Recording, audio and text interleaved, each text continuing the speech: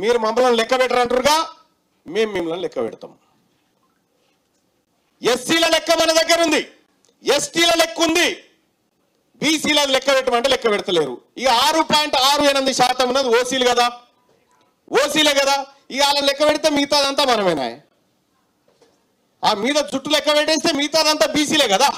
ఇంకా కొత్త లెక్క ఏంది? ఇలా ఏ రంగంలో కూడా, మీడియా రంగంలో కూడా ఒక్క బీసీ ఓడిదో పేపరో పత్రికనో టీవీ ఉందా?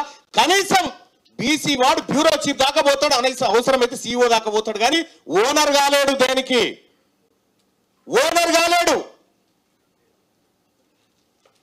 బీసీ ఉద్యమాలు మొదలవుతా ఉంటే, బీసీలు ఆవాజ్ రేజ్ చేస్తా ఉంటే కొత్త కొత్త పంచాయతీలు పుడతాయి. ఇప్పుడు కొత్త కొత్త పంచాయతీలు. ఎస్, కాంగ్రెస్ పార్టీ ప్రతినిధిగా కూడా ఒక మాట చెప్పదలుచుకున్నా నేను. కాంగ్రెస్ పార్టీ కులగణన చేయకపోతే 42% రిజర్వేషన్ బీసీలకు ఇవ్వకపోతే తీన్మార్ మల్లన్నదే బాధ్యత, తీన్మార్ మల్లన్నదే బాధ్యత. నేను చెప్తా ఉన్న బీఆర్ఎస్ పార్టీ నాయకులకు, మీ దాంట్లో బాధ్యత వహించేటోడు ఎవడో రండి. భారతీయ జనతా పార్టీ చెప్తా ఉన్నా, మీ దాంట్లో బాధ్యత వహించేటోడు ఎవడో రండి, లేదంటే మీ అధ్యక్షులు ప్రకటన చేయండి. మీరు చేయకపోతే మీ కర్మ, మీ పాడ మీరు పేర్చుకుంటా అంటే మేమేం చేయలేం, ఖాళీ అగ్గిపెట్టె మాత్రమే ఇవ్వగలుగుతాం. గుర్తుపెట్టుకోండి, తెలంగాణ బీసీ ఉద్యోగస్తులారా, ఇన్ని రోజులు వేరు, ఇప్పుడు వేరు. ఇవాళ తెలంగాణ రాష్ట్రంలో బీసీ ఆర్టీసీ కార్మికులు వెళ్ళిర్రు, బీసీ సింగరేణి కార్మికులు వెళ్ళిర్రు, బీసీ ఉద్యోగస్తులు వెళ్ళిర్రు, బీసీ ప్రైవేట్ ఎంప్లాయీస్ వెళ్ళిర్రు, బీసీ క్యాబ్ డ్రైవర్స్ వెళ్ళిర్రు, బీసీ డ్రైవర్స్ వెళ్ళిర్రు, డాక్టర్స్ వెళ్ళిర్రు, అడ్వకేట్స్ వెళ్ళిర్రు. అర్థమైతే లేదా ఏం జరుగుతా ఉందో? ఇంకా మీకు సోయస్తలేదా?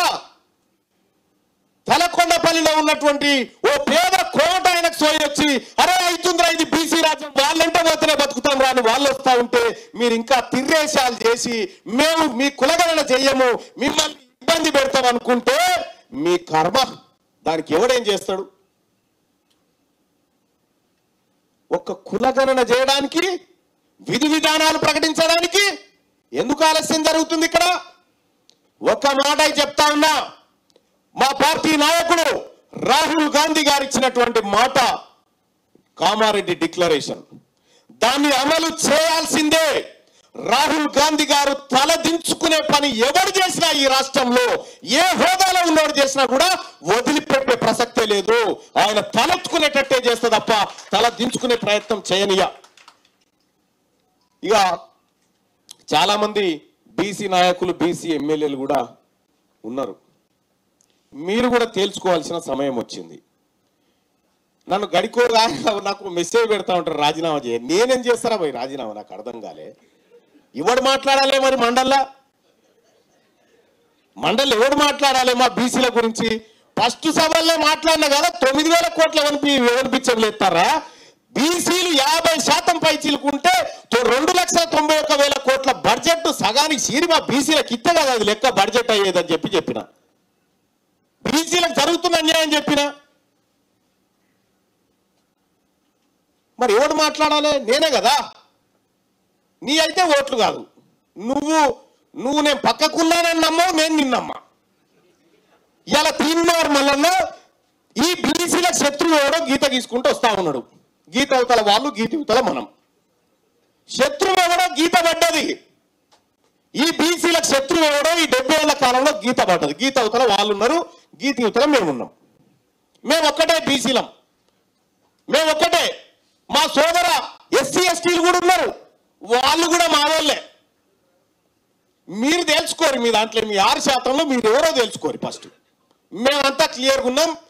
మీకు మాకు గీత గీయబడ్డది, విజిల్ కొడితే ఆట ఆడుకుందాం అంతే. ఇదైతే పక్క. తీన్మార్ మల్లన్నగా ఒక్క మాట కూడా చెప్తా ఉన్నా, తెలంగాణ రాష్ట్రానికి చివరి ఓసీ ముఖ్యమంత్రి రేవంత్ రెడ్డి గారే. రాసి పెట్టుకోండి, ఫైనల్ ఆఖరి ఓసీ ముఖ్యమంత్రి రేవంత్ రెడ్డి గారే. 2028లో ఈ తెలంగాణ రాష్ట్రానికి మొట్టమొదటిసారిగా ముఖ్యమంత్రి రాబోతా ఉన్నాడు. బీసీ ముఖ్యమంత్రి రాబోతా ఉన్నాడు. తెలంగాణ రాజకీయాలని మొట్టమొదటిసారిగా బీసీలు శాసించబోతా ఉన్నారు. ఈ బీసీల రాజ్యంలో పేద కోమటాయనను కూడా అసెంబ్లీకి తీసుకుపోయే బాధ్యత మాది. ఈ బీసీల రాజ్యంలో పేద బ్రాహ్మణుని కూడా మేము అసెంబ్లీకి తీసుకుపోతాము. వాళ్ళకు కూడా తగినంత న్యాయం చేస్తాం. క్యూ న్యూస్ ఛానల్లో పనిచేయటకు అనుభవం గల సీనియర్ డిజిటల్ మార్కెటింగ్ వారు కావాలను సంప్రదించవలసిన నెంబర్ 8688926084. qnewsads@gmail.com ను సంప్రదించండి. లైక్ చేయండి.